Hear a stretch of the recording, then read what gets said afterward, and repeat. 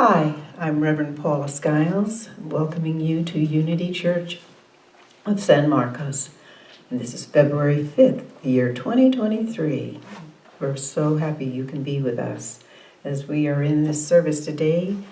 And India Taylor is our musician, and we are going to be blessed with her music, and hopefully you'll be blessed with my message.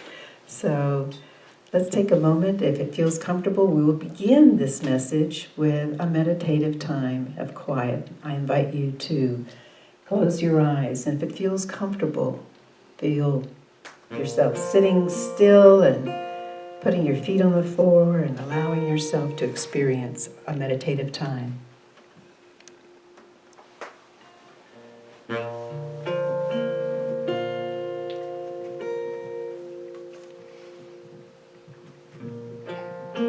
So I invite you to take a deep breath.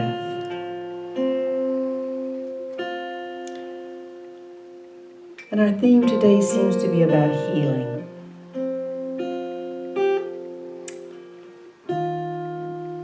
And let's pretend for a moment that we're creating a homeopathic tincture.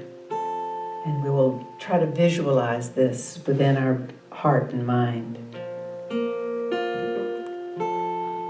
And in the screen of your mind, I invite you to see yourself, or even just feel yourself, holding out your hand gently and imagining creating granules of love, peace, balance, life, joy. Just feel them, these little granules coming forth from within your heart and just landing in your hand, just like little granules of light.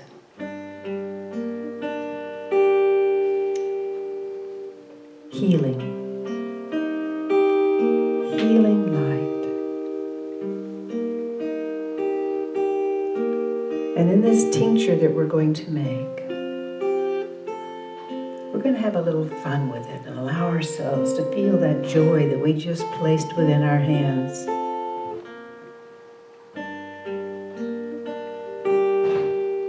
Feel that sense of childness, not childish, but childness coming out to play. With all the innocence and the faith of the world is at your hands. Of a time before experiences seem to say life is not going to go that way. But we're going to place this imaginary granules that we have just created and we have built and we have made and we have come to see them on the screen of our mind. We're actually going to place them in our mouth and imagine them dissolving under our tongue.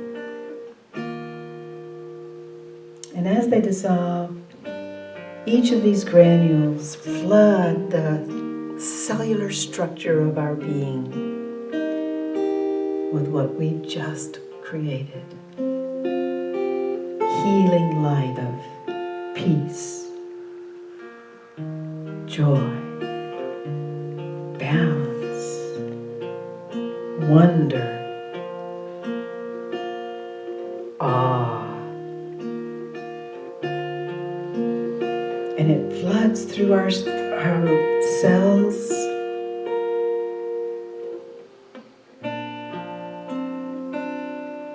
And it delivers that sense of benevolence of spirit. For within it, throughout it, as it, and of it is the very essence of spirit.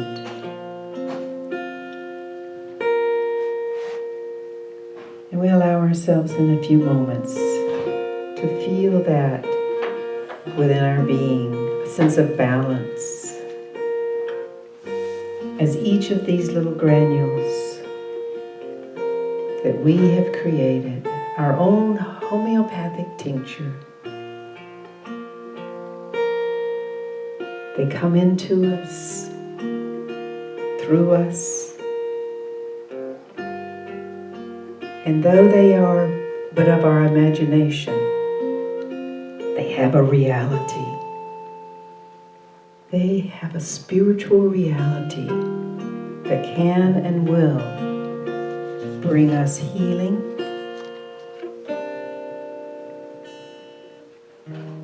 because within spirit, within the realm of the invisible is where all things happen first, and then into the physical. And so like follows like.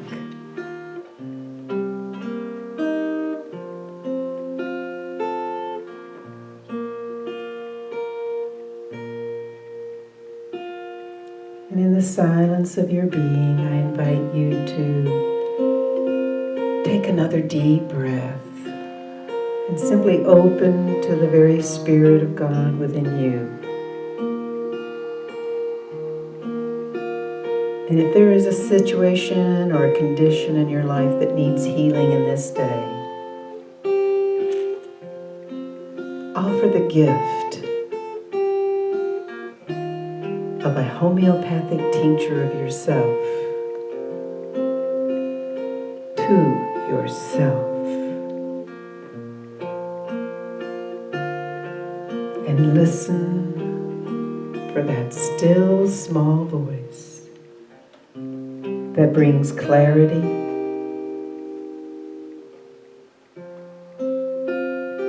that offers the joy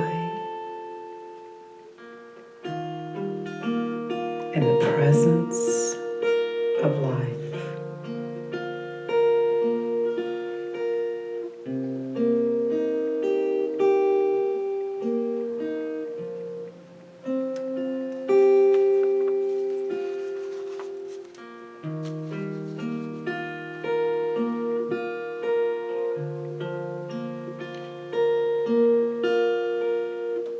And that healing power is the Christ power within you.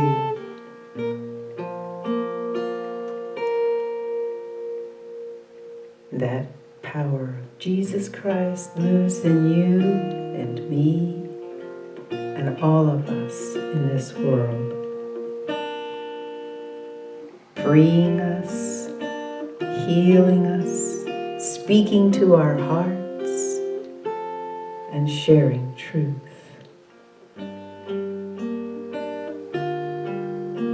And in that spirit of light, we find what we need. And we say, thank you, God, that this is so. And so it is. Amen.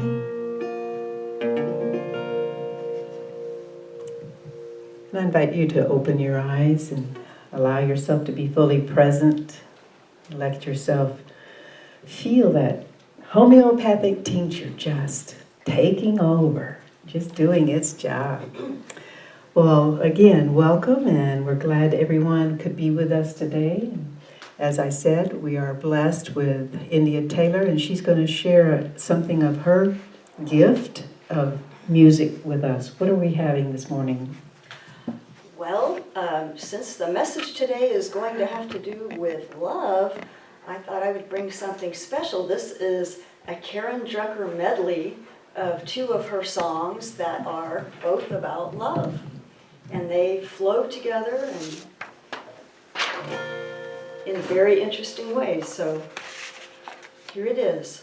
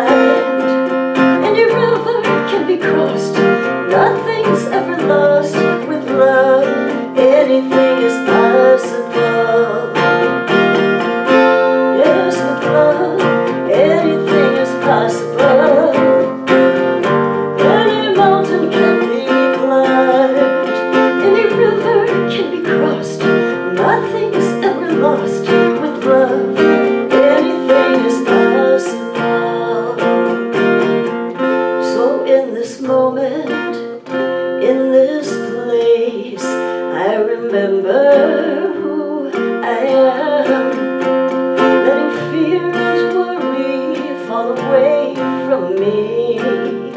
I open my eyes and see there is only love.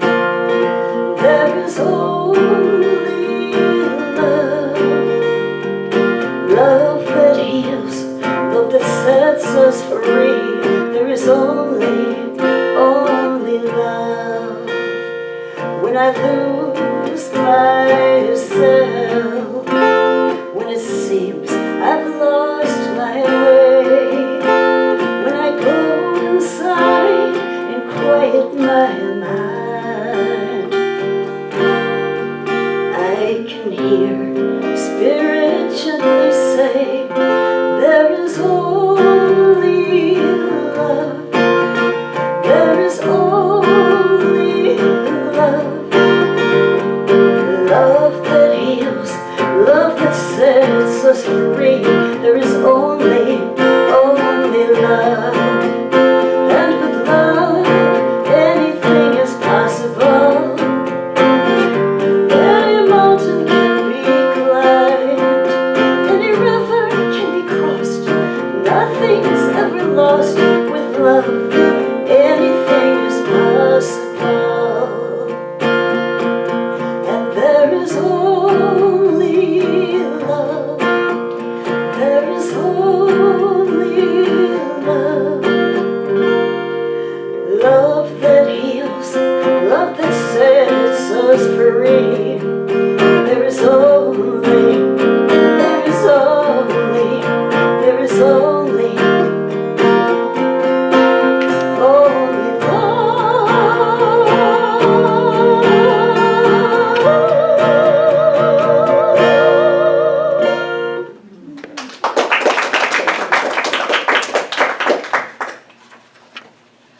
Thank you. We're so grateful. That's a wonderful, wonderful presence you offer. So good morning, everyone. Good morning. This is Unity Church of San Marcos. What a blessing to be here. So this message today is shared with you, and obviously this is February, so love. It's our theme for this month, right? Okay. So we're starting off doing it right. There was this little girl, and she was coming home a little late, and her mother was really worried and upset with her, and she said, "Where have you been?" And so the little girl responded to her mother, "Well, Sally's doll broke, and we had to fix it." And her mother promptly said, "Well, you don't know how to fix dolls." And of course, Sally was like, "No, I don't." So I had to stay, because we couldn't fix the doll, and help her cry. Yes. So this little girl is in a situation that sometimes you and I find ourselves in, don't we? Where someone we care about or love, or even just, we may know really well, and they're going through a painful experience. And we don't have the resources or whatever it is that we need in order to either fix the situation or help or to do anything to relieve their pain, right? And we just have to let ourselves be with them in their pain. But what she knew intuitively was that the gift of her love was healing in and of itself. So she stayed to help her cry. So in each tear that she shed was an ocean of love.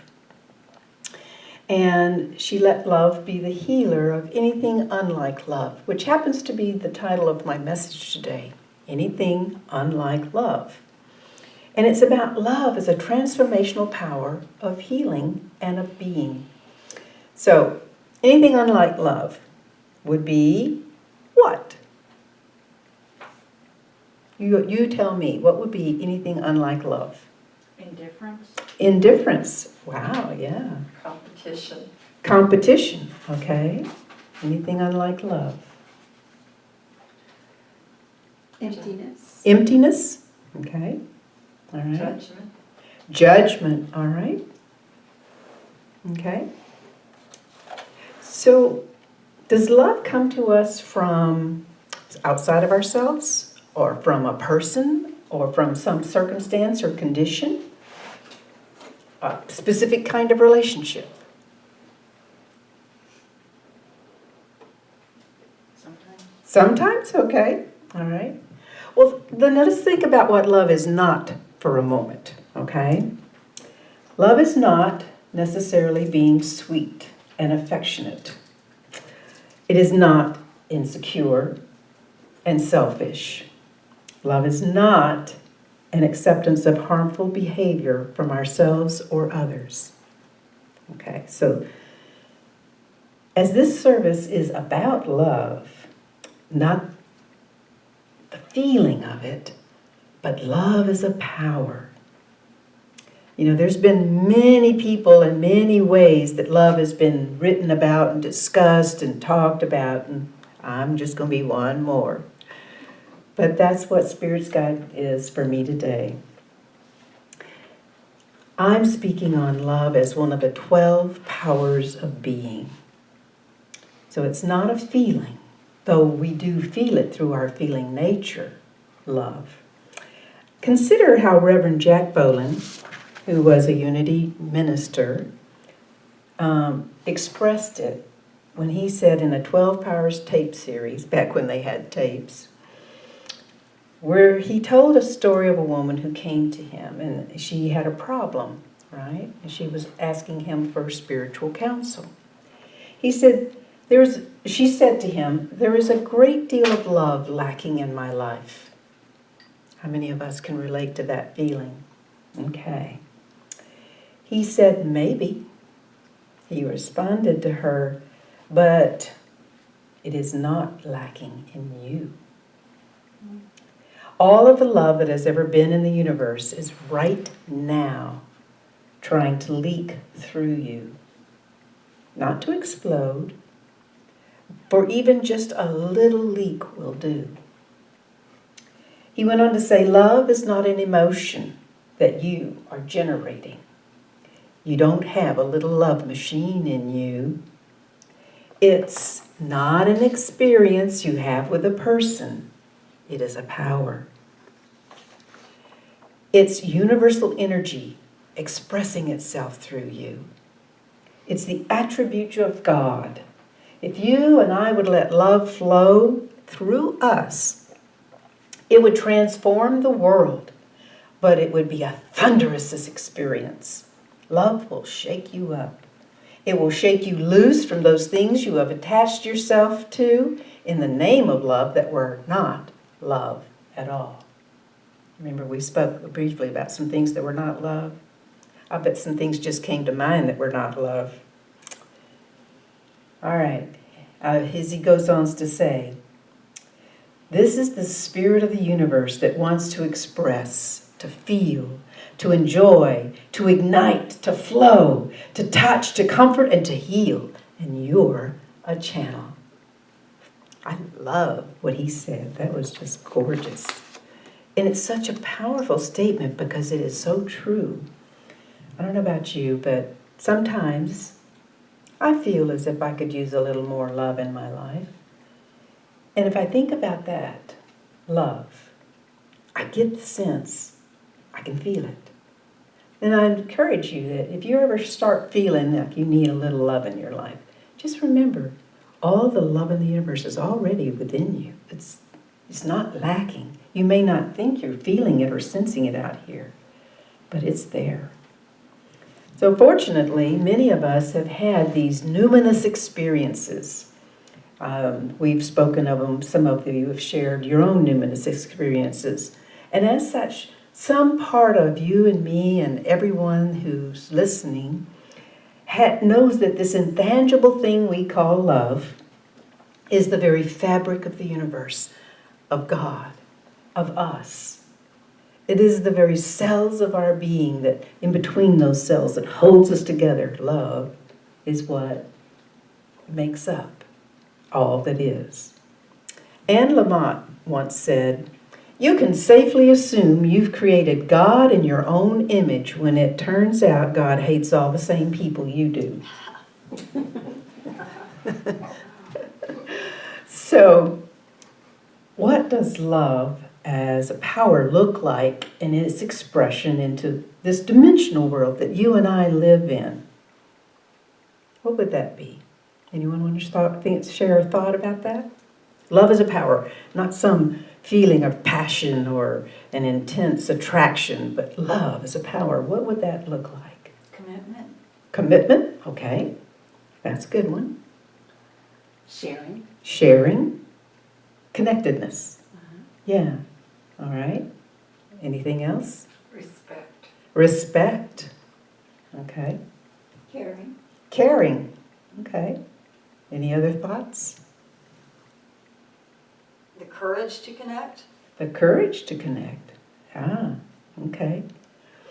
Normally, it's peaceful, self-assurance, oneness. It's healing of emotional wounds. It's a transformation of harmful beliefs and ways of living. What we've just said, are just a few of the ways that love expresses as a power into our lives, right? And paradoxically, it is through our feeling nature that we come to know love as a power. And all of the attributes of the divine, if you will, are felt through us, within you and me.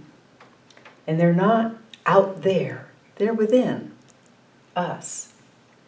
So let's keep in mind that these innate attributes, spiritual attributes that you and I have, are at first, they're just disciples. Even love is just a disciple, like Jesus had his disciples.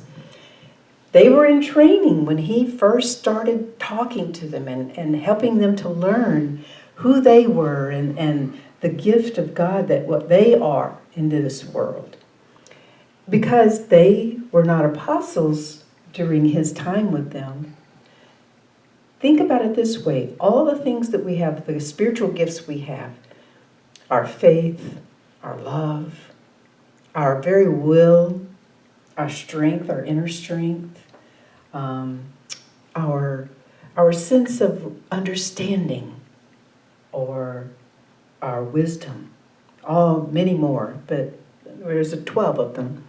They start out as disciples before they become apostles, right?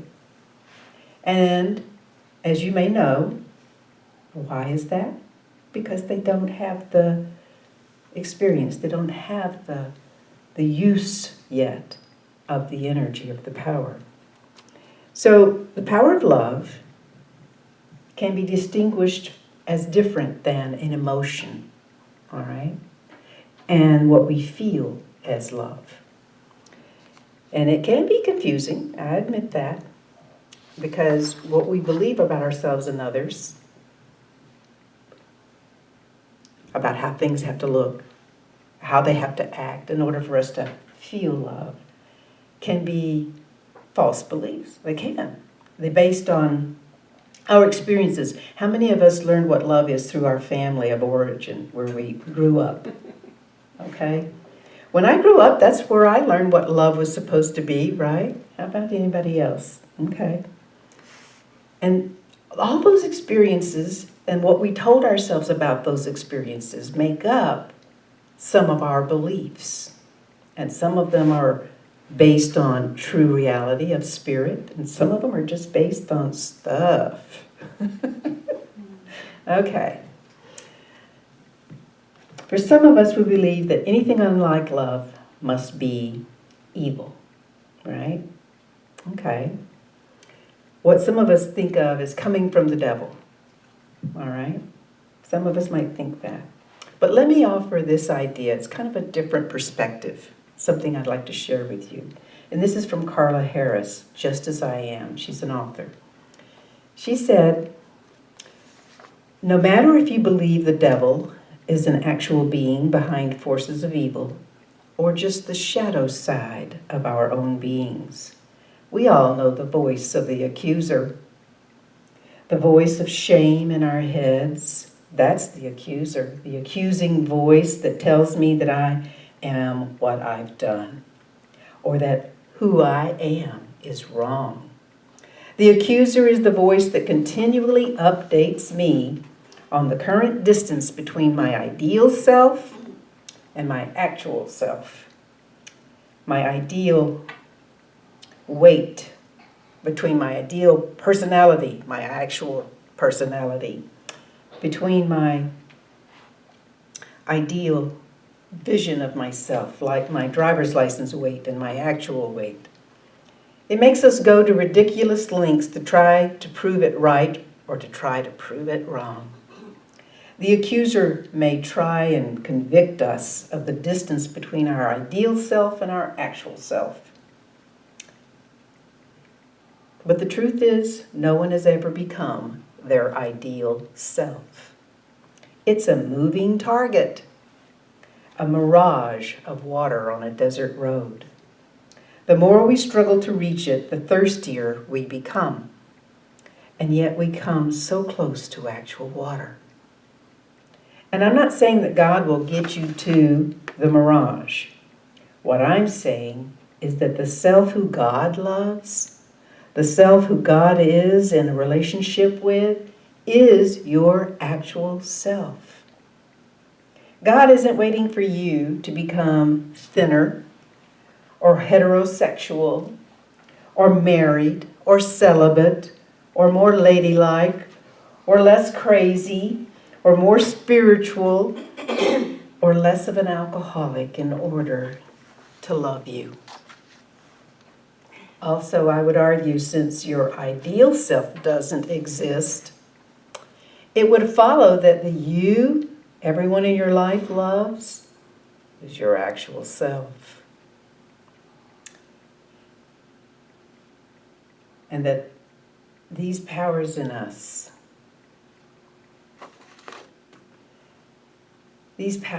are divine ideas. This is my words, not hers, but they're patterns for expressions in our lives. And they transcend time, space, feelings.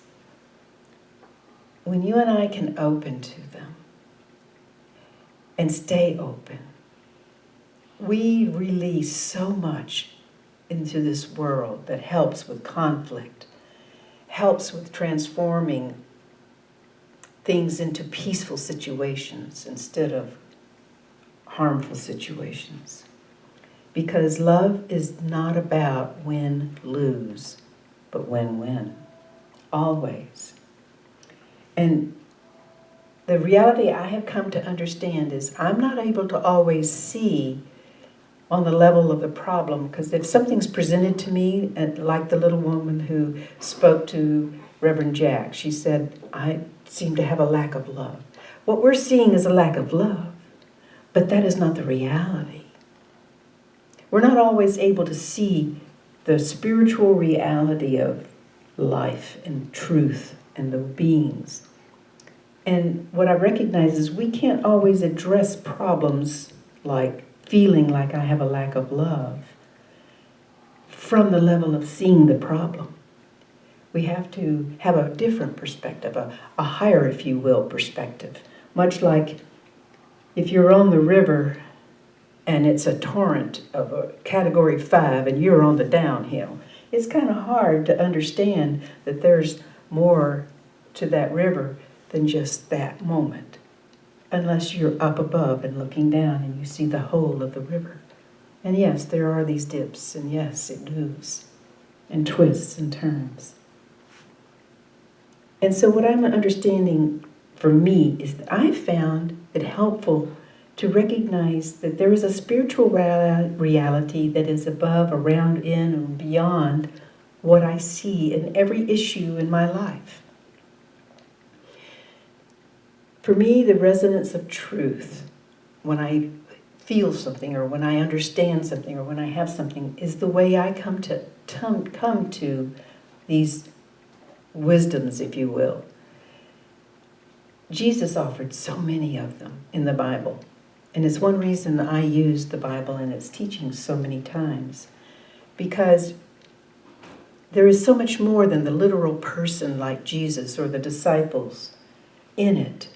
It's more than a story about something that happened a couple of thousand years ago to different people. It's about a story of you and me, and our own spiritual growth and our spiritual lives. As such, it helps me to think of the 12 disciples as your Christ nature, and that these patterns are for wholeness, and they're meant to draw us into a sense of that image and likeness that is us, the image and likeness of God, and to create in us that sense of knowing that oneness and experiencing it. Love is always, always constantly calling us to be and express itself. It is such a strong force in the universe. You know, we're always wanting to feel and know love.